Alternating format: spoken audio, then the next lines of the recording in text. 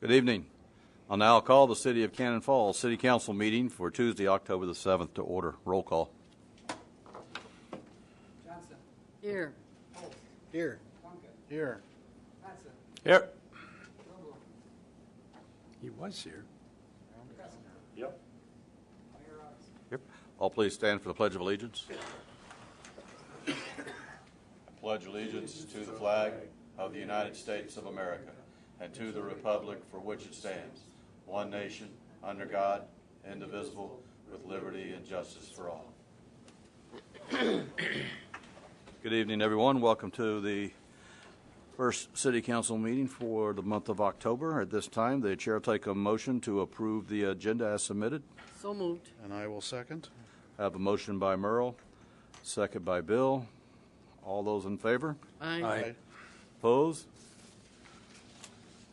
Agenda is approved. This time we'll move on to public input, which is item 5 on the agenda. Citizens may speak to issues not on the agenda.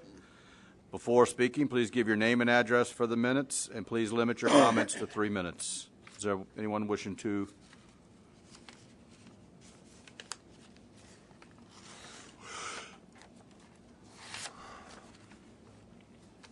Okay. Hi, Melinda and Najee Al-Jabri, Okay. 31600 65th Avenue. Is that microphone on? Cannon Falls, Super America. Is that, Can you not hear me? is that mic on? At the The base of the microphone. There's a mic? green button down There's there. a green. Oh, it's on. Yeah, I'll just maybe have to get closer. Yeah. Sorry. Thank you. Shy. So Melinda Najee Al-Jabri, Super America, 31600 65th Avenue. We met with Ron Johnson last week, and I believe he forwarded a letter that we wrote, kind of brief note about what we're coming to you today regarding. As we expected, the closure of the intersection at 24 and 52 has significantly damaged our business. We've lost at least 60% of the business. We are not making money right now. So is truly a huge struggle. We're going to, try to cut costs. We've already started changing hours, reducing employee hours and those types of things so that hopefully we can stay in business. I guess our big concern right now is what happens up at that interchange. Should, another station, it's so competitive right now in here, Cannon Falls already with two Casey's and which is closest to us, and then there's another station as well. But for additional stations to continue to develop would be impossible for us to compete under the current conditions and the change in the freeway and the business. Basically, it's I lost 60% from my business, and by the 15th of this month, instead of 24 hours, I will close at 11. So, and I feel sorry for my employees. I have 18 employees. Half of them they gone home, and some their hours reduced from 40 and 38 to 24, and also. It's not just me. If there is any new station coming in a new development, also will be mileage, will go out business. I will go out business for sure. And even the one in the north of town in Highway 20, they will go because like big station will take all the business before you come in. And there is even new cases will be tough for them, to make any business. So what we asking, if possible, I tried to do something before I came here and long time ago, and I asked in a few cities like city of White Bear and city of Afton about, to build a station, and they rejected. They say we have enough station, we don't want any more station. So and now today that's what I came here to ask the city and the councilor about, there is possibility, to not issue any license in the future, not just for me, not just to save me, also to save mileage. And we don't need another like 3 or 4 buildings, empty buildings in the city. I mean, it will be really tough. What, we're still waiting on that study report on the write-offs. If that was to come to pass, do you think you would gain some of your business back? Yes, and actually I will hire another employees. And also most of my employees, they used to get like all this benefit. I have no choice. I took all the benefit from them. Absolutely, I will give it back to them. And you could ask Cindy, I think you know her. She's the manager. Ashley is already, she quit. Ashley and Rich, I can't for them. I used to pay them really well, and I still pay them very well compared to anybody. I pay them $18 and $16 an hour, and it's really good. Plus, all this benefit, and even sick days, holidays, they sit home and I pay them. But if the study coming back on is positive, absolutely. I mean, I could do something about it. But as we understand it now, the study's still not complete. There's not a clear ETA as to when that's going to be complete. And then after that, we still have to agree to reconstruction plans to reopen the access, and that could be a year out. I mean, that's a lot of time. Well, and any deal with. potential new business, it would also take them a long time to construction and all that sort of stuff. It's awful hard as a city to tell one type of business, well, no, you can't operate in this part of town or whatever. It's, I can't imagine some of the legal problems that might arise from doing something like that. So it would take some time and study to even consider. Yeah, I don't know the legalities of it. I do know from being on the business side, we've called around to different cities where Najee's found property that he's been interested in over the years, and gas stations seem to be a specific thing of their own, where we have been told that cities, they don't want another gas station. They've limited that. I don't know. So if that's legal or not, I guess I'm not really. I don't know, Dave. Is there zoning restrictions regarding those types of businesses? I mean, even in our zoning districts, we allow gas stations, motor fuel stations in 3 different zoning districts. We allow them obviously in the South Corridor in the B2 district. We allow them in the limited industrial district, and we allow them in the residential business district. So we have 3 zoning districts in the community now that allow that kind of use by conditional use permit. I don't know the specifics of White Bear and the other cities that they've mentioned, but clearly there's ways to more significantly regulate those type of businesses through a conditional use permit process, through transportation planning. There's ways to get at it, but I think it would be a legal challenge to carte blanche just say no. And that's kind of what I was trying to convey. Have you guys at all thought of maybe building a facility closer to the interchange, if that's even possible for you? I'll be honest with you, I don't have money. I have $2 million mortgage, and it's actually SBA loan, is government loan, and it's taxpayer money, and I need to pay it. I don't want to go out of business. I've been trying very hard. The most important the reason I'm asking for this, if I go out of business and mileage go out of business on another gas station, it's very tough to sell gas station. Gas station is different than restaurant, different than anything, because if you, like for example, Cannonball, it will be tough to sell it. Reason, because if you come and you want to redevelop that station, you need to take the tank underground. And you need to be careful there is no spill. You need to take the tank, just to take the tanks is $300,000. To dig in and, be careful and recycle it and all that, and also the pump and the canopy. So most people, they run away from gas station when it's go out business. It's not like restaurant, you just next day you come with another restaurant and you open it or something else. So that's my concern also. If I go out business and also mileage, it will be tough. It will be those buildings all the time will be vacant in the city. And also, I don't want to go out of business. We don't want you to go out of business, Najee.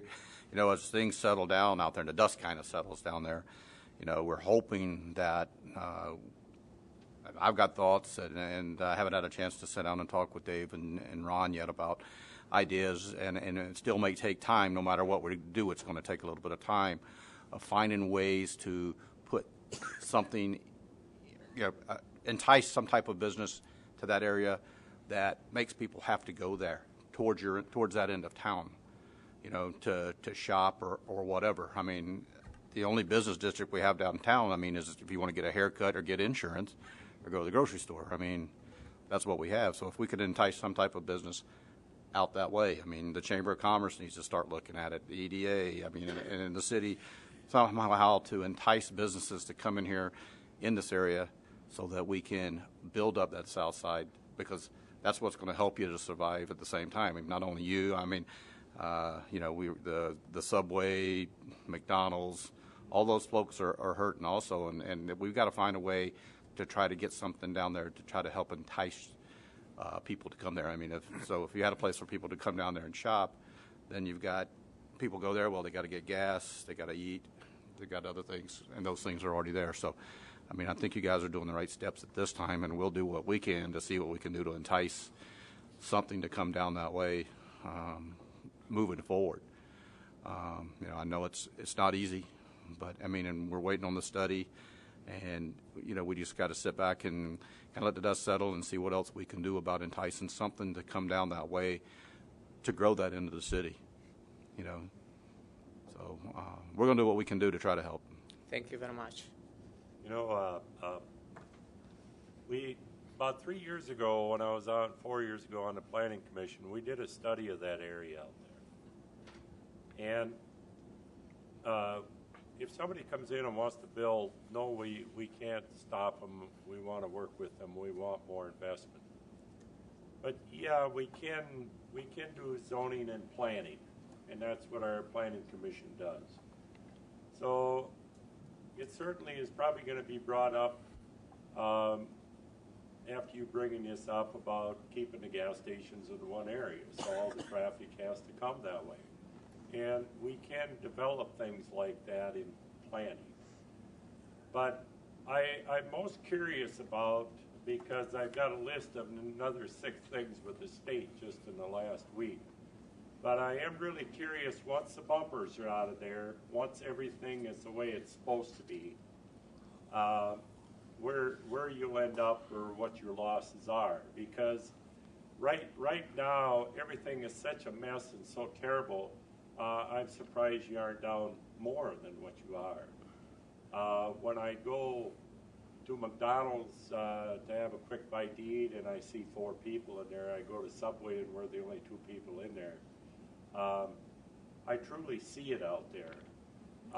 So yeah, Dave is going to work on all that stuff. Ron is working on that. But we need for the state to get out of there so we have a normal signage, a normal system, and to see really where you're at when that happens. And the right-hand turn lanes and on and off lanes, we're still working on that. We're pursuing that. I feel bad that it takes so long. To give an example, I went out County Road number 1 the other day on a call out there, and I thought, well, I'll have to go down that new overpass, but no, County Road 1, you can take a right-hand turn and go right off on it. It comes back on too, but it won't cross, but it comes back on and there's not even a blend-in lane. So for the life of me, I can't understand why we couldn't keep our lanes. But everybody is banging their head against the wall. We're, to be honest with you, really burnt out with this stuff and really feel bad for you. But I think once the signage, everything is done the way it's supposed to, and the highway is the way it's supposed to, I'm interested to see then how much your loss is at that point. So we got a better judgment of things. Sure. Thank you. Thank you very much. Thank you, Councilor. Thank you, Mayor. Thank you. Thank you. Anyone else wishing to speak under public input this evening? If not, we will move on to the consent agenda. Items of this area of the agenda may be adopted or they may be removed and placed on the business area of the agenda for discussion purposes before approving. For the folks at home, I will read the consent agenda. Item A is the just and correct claims for accounting period ending October the 3rd, 2014. Item B are the meeting minutes for the September the 16th, 2014 City Council meeting. Item C are downtown trees. Item D is the 2015 pool season. Item E is approve encroachment agreement for 721 Main Street West. Item F, Resolution 2099, approving a cooperative snow removal agreement with MnDOT. Item G, Resolution 2100, accepting a monetary donation for the fire department. Item H is hire Joshua Paro as a paramedic. And item I is second reading and adoption of Ordinance 339 and summary of publication, changing street names in the city of Cannon Falls. Are there any issues anyone wishes to bring down this evening? Seeing as there is none, Chair will take a motion to approve the consent agenda as submitted. So moved. I will second. A motion by Merle, second by Bill. All those in favor? Aye. Opposed? Carries. Moves us on to item 7 this evening on the agenda, council business, Resolution 2101, ordering feasibility report for the River Road Public Improvement Project. I can take that.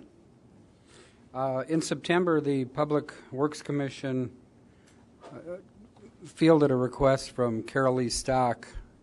She has a failed septic system at her property at 1014 River Road.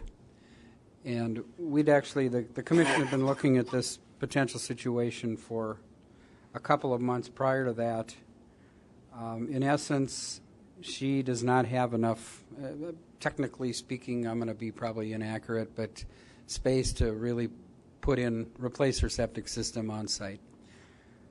So she is requesting consideration for the city to install sanitary sewer line. Greg, maybe you can explain how that might work. But the other part of this is that her request was strictly for sanitary sewer. The Public Works Commission did make a recommendation to you to order a feasibility report for the sanitary sewer. After the fact, then I had thought, well, perhaps you might want to include in that report water main and potentially curb and gutter, which would obviously be street also. But that's the recommendation coming forward from the Public Works Commission. Greg Anderson from SEH can kind of expound on the project or potential project and maybe some costs, etc. Greg? Yeah, those of you who don't know, she's the second house north of City Hall here. Back in 2007, we did River Road from 20 up to City Hall and just past the driveway. That was mostly a street and drainage project. We replaced the force main from the lift station down the road, but didn't extend utilities because at that time the city had purchased the lot directly north of the parking lot and the house was gone, and now that's city land. So where she sits, as Roz mentioned, she shares a well with her neighbor, and that's part of the issue with finding space to site an on-site system. She just can't get far enough away from the river and the well. There is a water line that comes down around the house to the north of her to that hydrant, so there's water near there that could be serve those two houses plus the third house up at the intersection of St. Clair. So the thought would be we look at all three because all three of them have on-site systems now. There's two options. We go to the north, but the nearest sewer manhole is in that little triangle up there north of Ag Partners, if anyone's familiar with the intersection. It's possible that we could tie onto that on the south side of St. Clair and maybe come this way a little bit with gravity. The other option would be to come down to the manhole just east of City Hall on the east side of River Road.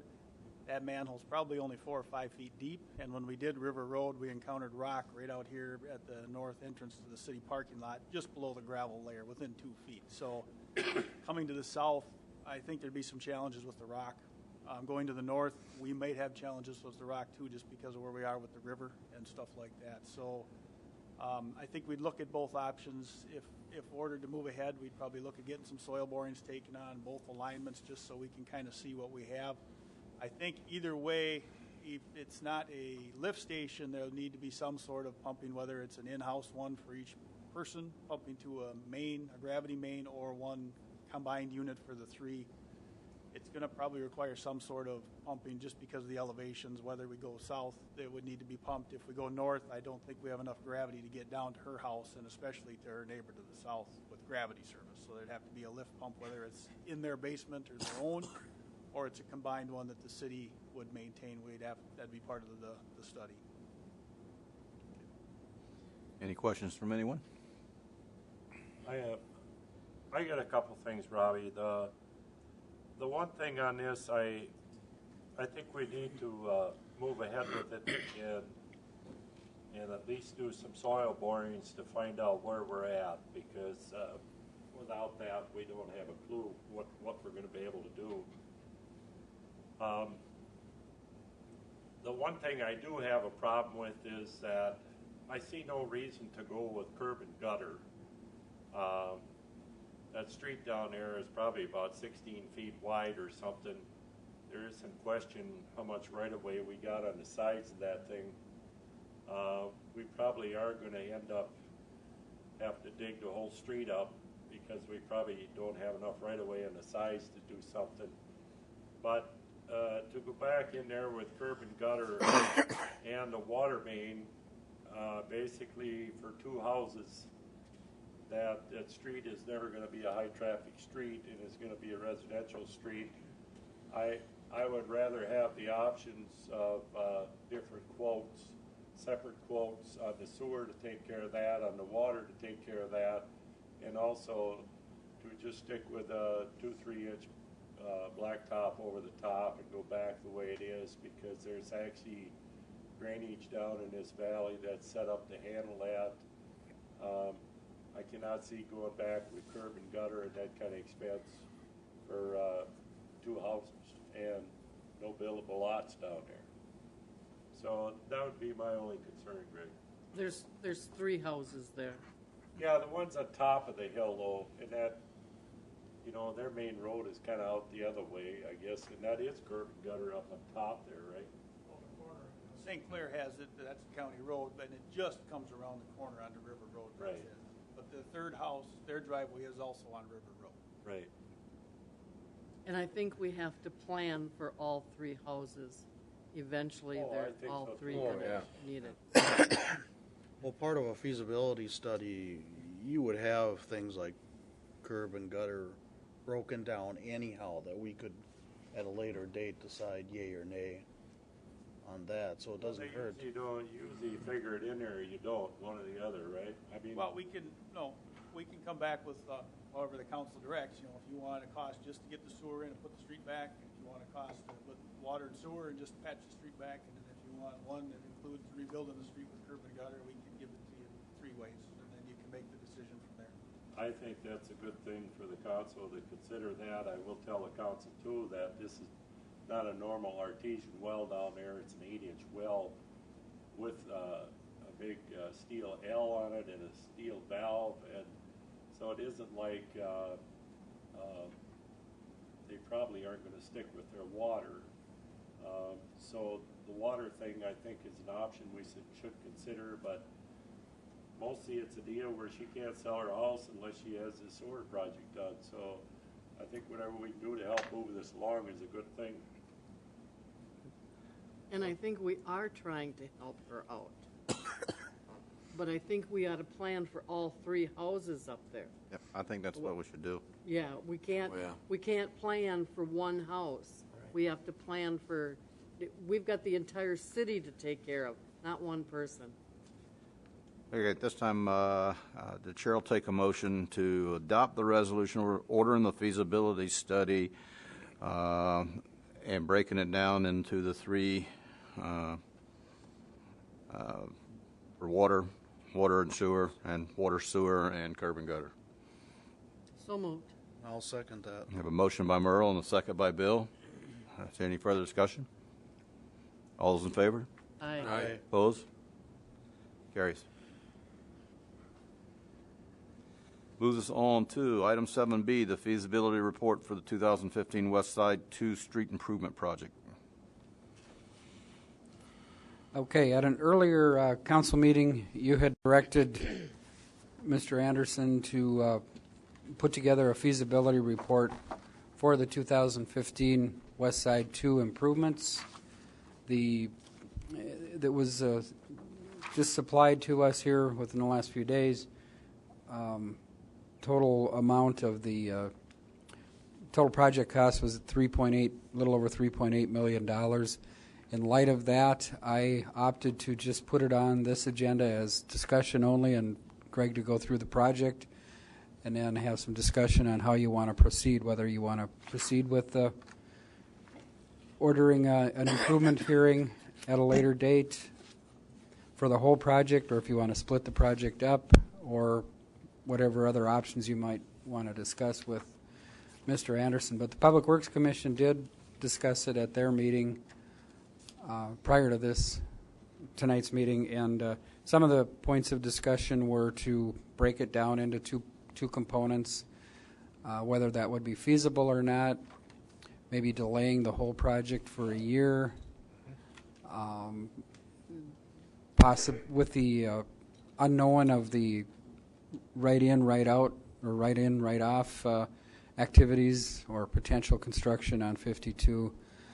Some other things, Bill Merle, if you want to share too. But we also discussed just tabling it for this meeting and bringing it back at a later meeting with a resolution. Right, and for formality's sake, because of the 429 process, the feasibility report, if you're going to accept it, should be accepted by resolution. There is not a resolution in the packet. We could do that in the second meeting in October and still stay on track for bidding this early spring or late winter.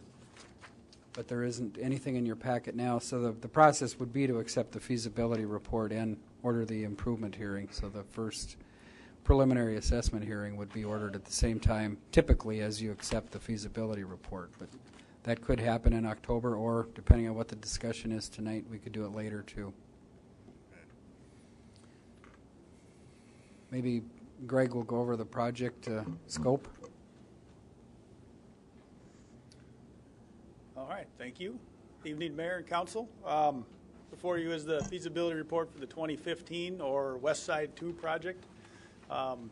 In 2009, the city authorized a capital improvement plan, was put together, identified 6 major reconstruct projects. Those are shown here in Figure 1.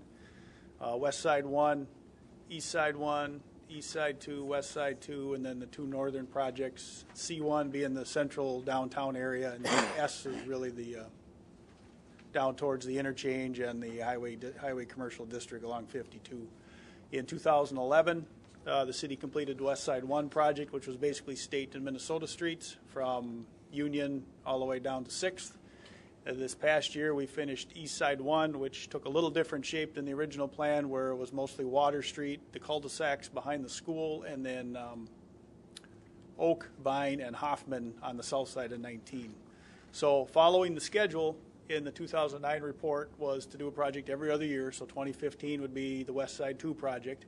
And in order to get working backwards from a schedule Ron and I did for ready for construction and bidding in late winter, we needed to bring the report to the council. Have you authorized a report a month and a half ago? Here we're bringing the report to you tonight for West Side 2, which includes Hoffman between Dow Street and 6th Street, Mill Street between Dow and 7th, Park between Floyd and 8th, and then we do portions of 8th and 9th, and then also Floyd.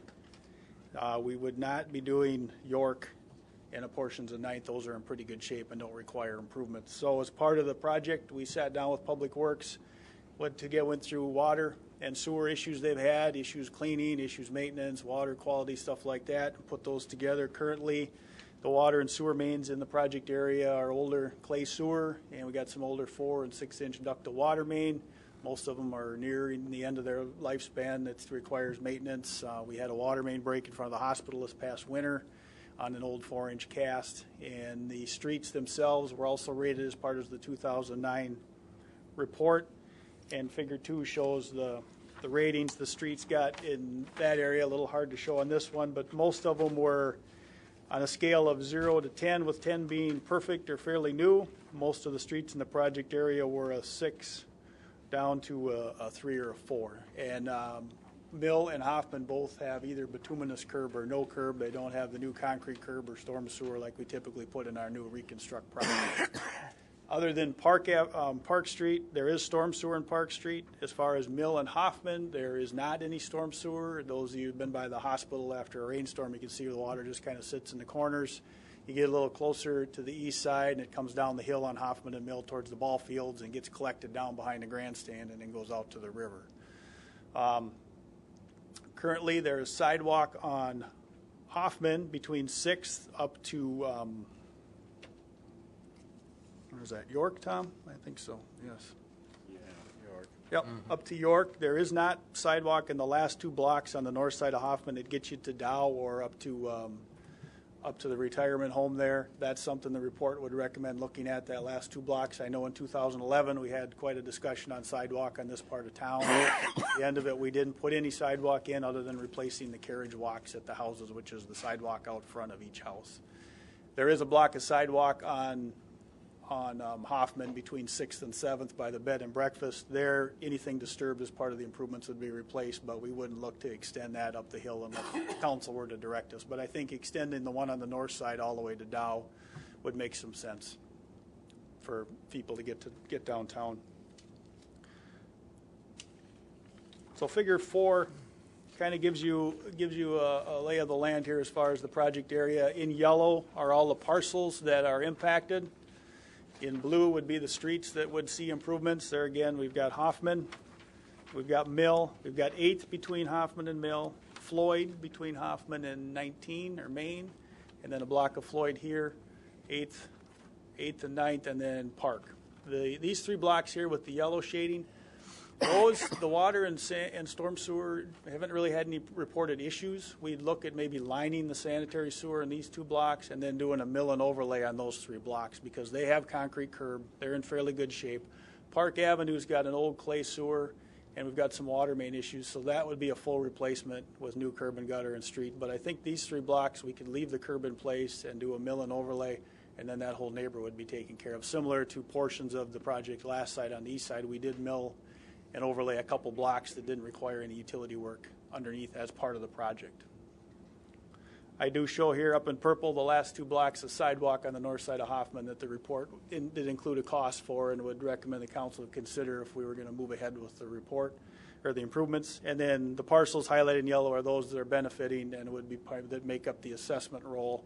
If you'll note on the north side of Hoffman, the corner lots where Floyd, York, 9th, 8th come down and meet. Those parcels were assessed as part of the 2011 project, so those do not show up on this list because they were hit as part of the 2011 project. The streets would be put back to 32-foot curb and gutter with storm sewer, similar to the projects we've done in the past. We talked a little bit about the sidewalk. Storm sewer, there isn't any storm sewer up here now like we talked. It kind of from here, from about 9th, it flows down the hill towards the ball fields and out to the river. This area it kind of sits, or by the hospital it might sneak out to Dow and into the 19 ditch. In 2011, we added the infiltration basin in the fairgrounds. That was sized to accommodate a portion of the West Side 2 project.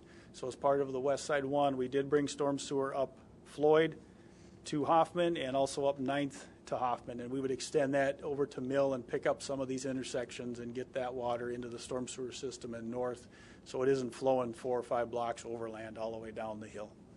Down on Park, we do have storm sewer. That would be replaced as it's impacted just like we did on the east side project. It is sized and it handles the system. It handles the area that it's serving. We would just replace it as is with the same pipe sizes and structures with whatever would be impacted with the water and sewer replacement. The water and sewer we'd replace with new mains and new services out to the property line, similar to the other projects. And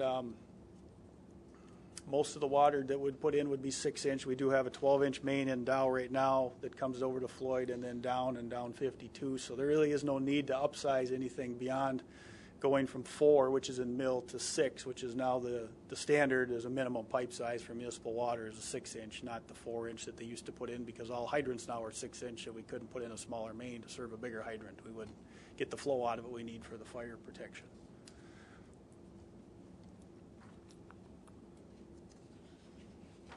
This shows the storm sewer work a little bit behind the ball fields up at 7th and Main and Hoffman, here at 9th and Hoffman, and then on Floyd. So jumping ahead to everyone's favorite part, the costs came in at about $3.8 million. In the report from 2009, this project was about 2.9 to 3, so we're significantly higher. A couple of reasons. You know, that was 5 years ago, those prices, and just the water main pipe itself, the sewer main pipe, and just the paving, we've seen probably $300,000 worth of increased cost just in the last 3 years. That probably leads to some of that cost. The sewer lining we talked about here on these blocks, that adds about $150,000 to the project. But the biggest share would be the cost increases are going up. And we did see this past spring a large jump in project price. Part of it was because of the work that was out there, a significant amount. Part of it was the wet spring, people were behind. But if you remember, like on 2nd Street, we only got 1 out of the 6 quotes we requested. 318th, we did pretty good. We did get 5 bids on that and got a good price. It was a smaller project, but on a project of this size, we really should be looking to bid it in March or April when all the contractors are gearing up for their year's worth of work. It is almost a full summer's worth of work as it sits. Some of the discussion was at Public Works maybe to just take the stuff south of 19, the park stuff, and put it with maybe a future project like the Evergreen project up off of 17. Those streets are planned for replacement in the future too. And just do everything north where the biggest need with the utilities, which is in Mill and Hoffman.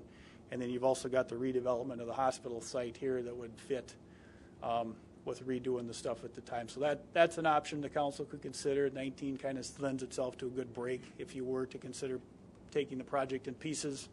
But at some point we would have to come back and do this Park Street area.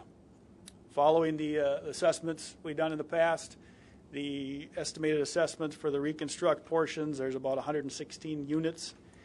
That works out in assessing 20% is about a $6,100 assessment.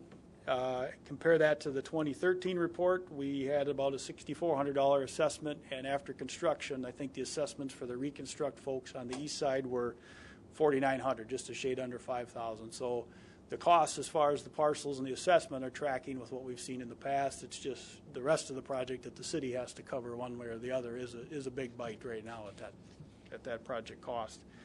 And then at the end of the report, we did have the schedule, which would be if we wanted to move ahead an improvement hearing in November. That would allow us to get the survey work done yet before winter. We do the design December, January, come back with authorization to advertise probably like February, advertise, open bids, and start construction late April, early May, and wrap it up by next fall. I think I hit everything on my list. Any questions? The one thing, Greg, I forgot to ask you today was that alley that's down behind Marvin Law, Tim, I forget his last name. Yep. There's a low spot in that alley where there's always a water problem, and we told them a couple of years ago that we would definitely deal with that and work with that when the rest of this came along. So is that on your list to deal with that? Yep. In the storm sewer figure, you did see there was some storm sewer improvements going up north of Hoffman into that alley to pick up that low area that we identified a couple years ago when we did the other side. So because that is really a hole back there. I mean, kind of creates a challenge for you because you can't just drain it out the alley. Yeah, it does. It is significantly lower, especially of Hoffman and even a little bit of 6. So, right. But we did include some costs to address that.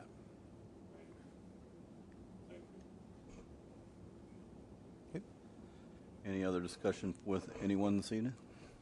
The only thing I would say, and I think I'll speak for Merle on this a little bit, we wanted to maybe table this till our next meeting, Ron, when you would have a resolution to accept the feasibility study? Yeah, had I anticipated that you would want to move forward with it tonight, but I knew it was such a short time window from you to look at the total project in the report, I didn't do that.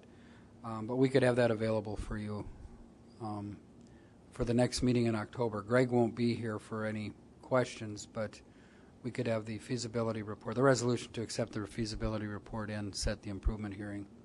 Right, and At then the next meeting. Then at that time, we could discuss further, would we like to break the project up into maybe two pieces? Do we want to delay it slightly or whatever? There are a lot of questions that we got to go over that I don't think any of us are fully prepared to deal with. You know, I'm thinking at this point that, you know, we, like I said last time, I mean, when we voted to do the feasibility report, you know, I know we put a plan together, but with everything that's going on with the interchange, with the dust not settled there, not knowing whether we're going to have to come up with money to try to pay for the right-ons, right-offs if those were to get approved,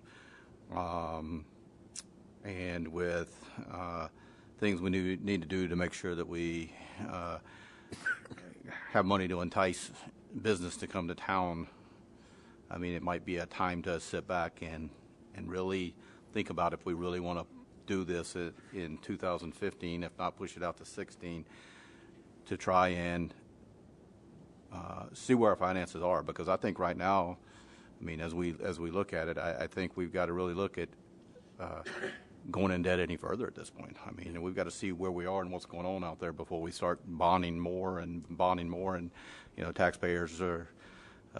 You know, everything else is going up but their paychecks. Right, and we did discuss that at Public Works as a possibility of doing that, but if he comes forward at our next meeting with just a resolution to accept the report that does not obligate us in any way to do anything, the only thing would change if we decide to delay would be the cost figures, and of course, as we all know, nothing ever goes down. And that's kind of what Public Works was looking at, and then discuss those things, because that factor came in that we don't know what's going to happen on the south end, and we may need the money for that if MnDOT allows us to, and if we think it's cost effective to do that. And I'm just not comfortable with pushing it off too far. Right. Because it, Right, you don't want to get into the pattern No. of, well, let's push it a year now and we then have to No. do it. go a second year, Right. because this has to be done. Right. I mean, I'm But just saying, yeah. I agree with the mayor, though. I mean, I think we got to watch our pennies. Because they're going to be multi-dollars. But again, yeah, at least put it off for 1 year. Yeah, I mean, now, I'd like to see it yeah, any- we don't want to go any further. Right. I mean, at least until we can sit back and let the dust settle a little bit and see, you know, like we've been talking about for a while, you know, okay, we've got other businesses that have come to town, see how that's going to hit the books, see where we're at, then we can sit back and say, okay, you know, here's where we are. But at least move forward at our next meeting with approving the study itself. Oh, yeah. Right. You know, I agree there. At least go that far and then discuss what options. God, I hope we have that other report by November. So, because it's possible we could also decide down the road to, as we did on the West Side 1, you know, we split, the project actually got split between years. Yeah. Because of the start, and that's a possibility too, so, but just to keep that open, so I guess I would make a motion to table this then till our next council meeting with a resolution to approve the study. I'll second that. A motion by Merle, Wait. or a motion by Bill and a second by Merle to table. So what I'm hearing then is I could present to you in the packet next meeting the resolution to accept the feasibility report. Yes. You likely don't want to set the improvement hearing because those are such a painful, that's a painful process, more so for the residents than you, and it's also painful for you. But without knowing exactly when you're going to move forward, I would suggest probably I won't include that. that would be part of my motion, because we just don't know. There are too many unknowns for us at Okay. this point. Are we gonna ask Greg to split the project above Highway 19 and below, or no? Well, is that something we can ask at a later date of you to update that? Yeah, there wouldn't be a lot of effort involved there. That may be a number I could give Duran for the next meeting if you wanted to look at it that way. Yeah, the split between 19 as our dividing line. Yeah. That'd be a good number to have too. Yeah. I mean, to see which way we're. That's not a problem, but You know, Robbie, the one thing is there's no doubt because of the age of the infrastructure that we need to keep this on the front burner. Oh, yeah. But I can't help but think about the pool project is set off for another year. So if that would happen to come up 2 years from now, that's like a $3 million project. If the turnabouts come up out there, that's probably another $500,000. When we planned all this like 3 years ago, we didn't see all this other stuff coming at us either. So until we have some numbers that we know how it's going to affect our taxes, and until we know where the budget is for this year, how we look, I think we should really table it for now. But I also would like to see when we do it that we do like from Hoffman Street North, and we do it in 2 sections instead of one big project and tear the whole area up.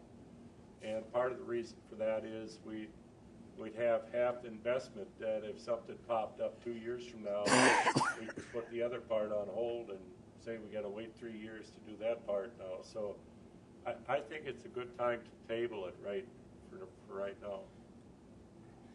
So we'll get a motion in a second. All those in favor to table it? Aye.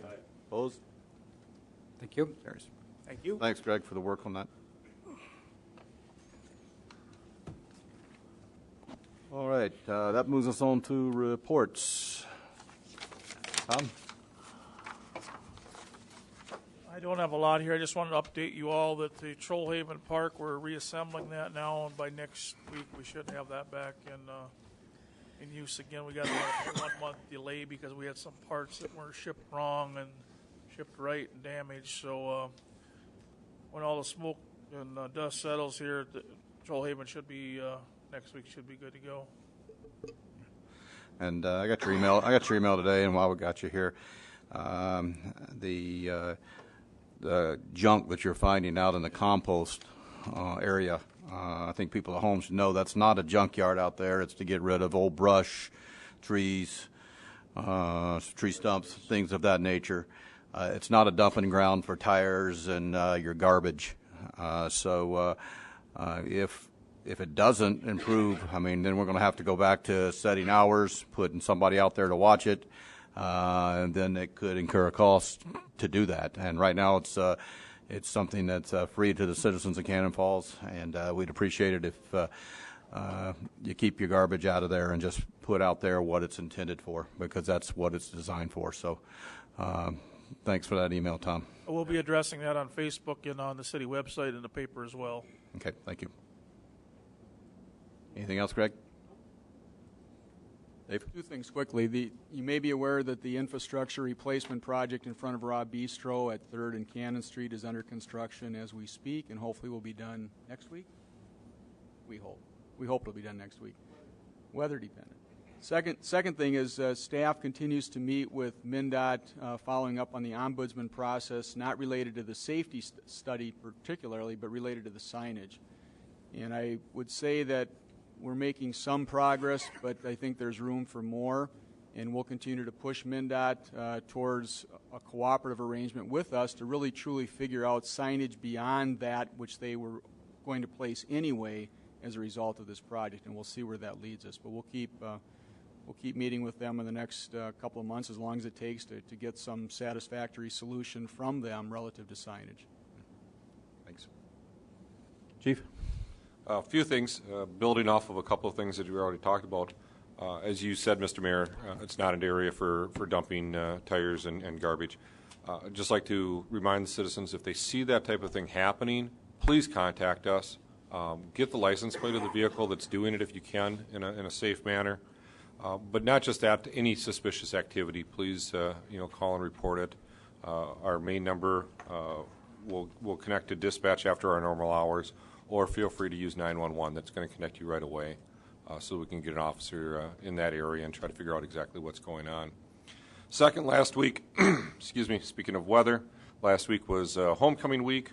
The weather worked to our advantage in keeping some of the shenanigans down. However, it would have been nice to have it let up a little bit Friday evening for the game. But it was chilly and windy down there. However, as has held true in our last years, we were able to collect several donations of toilet paper from our local students running around town this homecoming week, and we'll be donating that to our food shelf. And then, building off of the signage discussion, all of the signs are in place for the city roads that were affected with the name changes. The second reading on the name change for 318th and 320th. Now with that complete, I'll start working with those businesses to ensure that all of that gets handled with the post office and they're up to date. Myself and Ron are continuing to work with our local businesses in that area of town, trying to ensure that all these signage issues are covered. We're working with Dave as well. So, and we're patiently waiting for 52 to remove MnDOT to remove the barrels on 52. Well, one of my favorite topics since day one that I started here is the water in the library. We are still having issues. American Engineering Testing was out today. They have removed the 20 feet of sidewalk on the southeast side of the library. And it's all dug out, ready for review of the waterproofing by the contractor's insurance agent, and Bossert will be out there tomorrow. And so the saga continues. Justin said that they should be doing to the west of that also, that there has been some more problems. Yeah, he's dealing directly with Shane at Bossart, so Bossart's aware of all the issues that Justin's had, most certainly. And we just don't sign off on it until no way. For a long time. No. Yep. That's all I have. Earl? Nothing. Nothing. Bill? Nothing. Leroy? Sorry, you guys. I got a few state comments tonight again that I added in the last week. The one thing I noticed that just drives me crazy, if you come off the roundabouts out there and you're coming into the new highway into town, there's no speed limit. It just seems strange to me. If you talk about safety and stuff, you look up, there's no speed limit sign along there. If you go out of town here, top of the hill, the speed limit is 30 at the top of the hill, and then you get out by Subway and stuff, that's 45. And now there's no posting of speed limit out on the tail end out there. So when they talk about safety and stuff, none of this stuff makes any sense to me. When they fixed the road in front of Cannonball out there, they put two signs on County Road 24 road going out of town that said road closed. So it made it look like the County Road 24 road was closed, when actually the signs didn't have an arrow that said the road in front of Cannonball is closed. I can't understand that kind of stuff. When they re-blacktopped in front of the Cannonball out there and made the cul-de-sac, we came down the back road from Country Kitchen. There was no posting on that road that the road was closed. You get down to the bottom down there and you have one or two choices. Either you take and turn around and go back, or otherwise you drive across property that says state property, keep off. I don't know what the deal is with that state property and saying keep off. It makes it sound like it's contaminated or something and you ain't supposed to touch their property. I don't know why there isn't some black dirt put on there and some grass and put in there or something. I don't know why it has to look like that. I also don't know why that cul-de-sac went in there in the first place. I don't ever remember seeing that. I don't know if that was county or state that did that, but I can't believe that if you're concerned about safety, that you would have cars do a 180-degree turn and shine their headlights out on a highway that people are doing 65, 70 miles an hour. When you talk about budget, I don't know why the cul-de-sac had to go in there to start with. And I guess my question for Ron was that cul-de-sac for the county, was that put in by the county or was that put in by the state? State. My answer is the state. That's what Jeff said.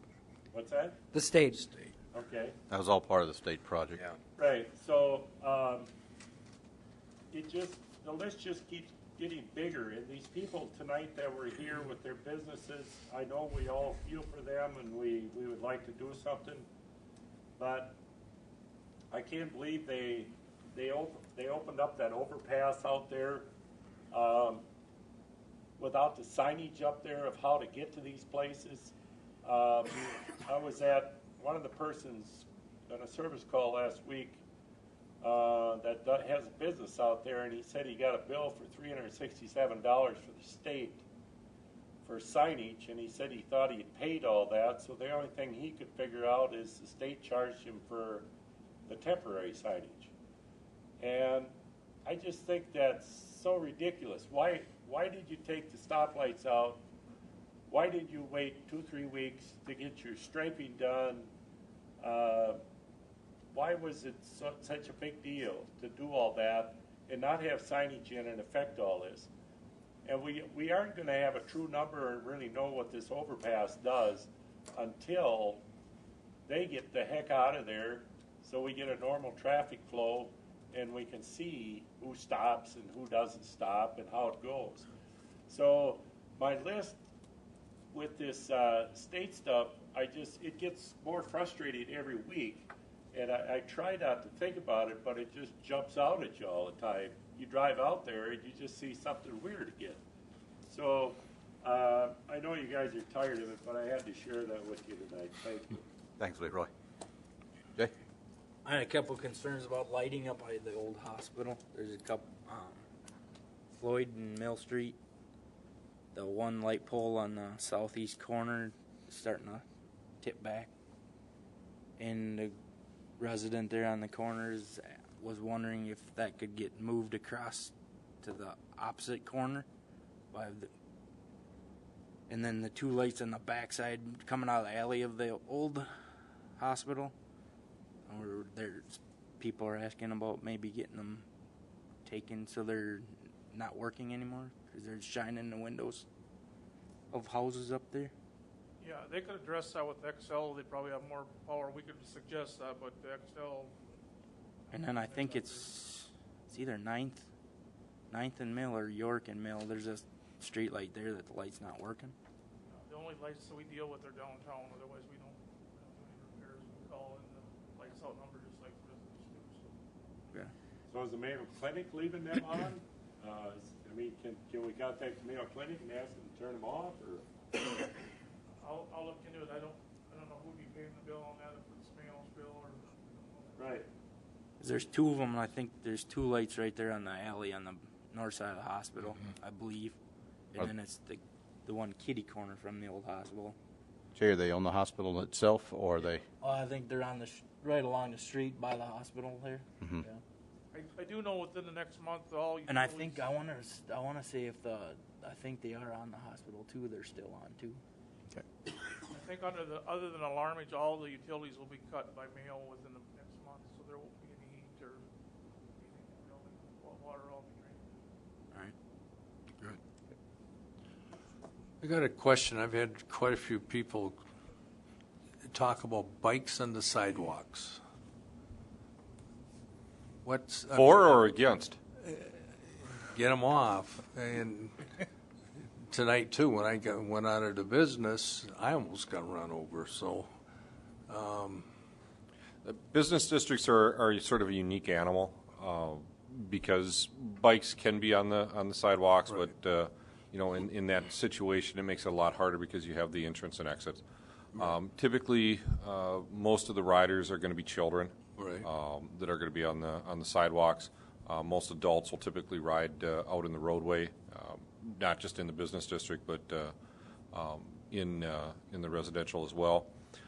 For us, with the bike trail, because of the fact that two of the major roads through our downtown are state highways, I think that displaces some of the riders onto the sidewalks, so that they're not with the Most of the traffic. people from out of town, though, I don't think are on the street. Nope, I mean, these would be not on the locals. street, yeah. But then you have Mill Street, which now with the parallel parking and stuff really has narrowed that street. Yeah. And I think for the majority of our residents, it's just very uncomfortable to drive there and share that space with cars. So they may have displaced over onto the sidewalk.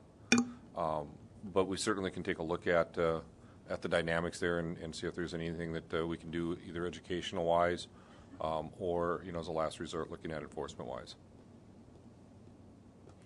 And Tom, do you have troubles with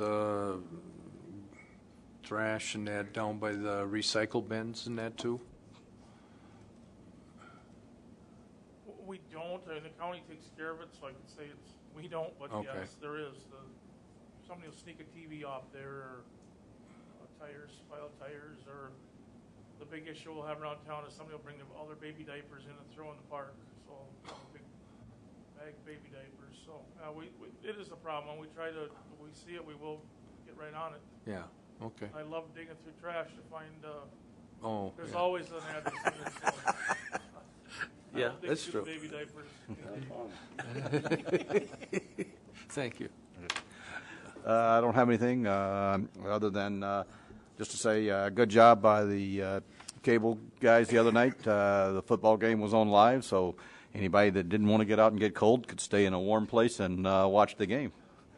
So a good job by the cable guys to show that game live to a lot of folks. This time the chair will take a motion to adjourn. So moved.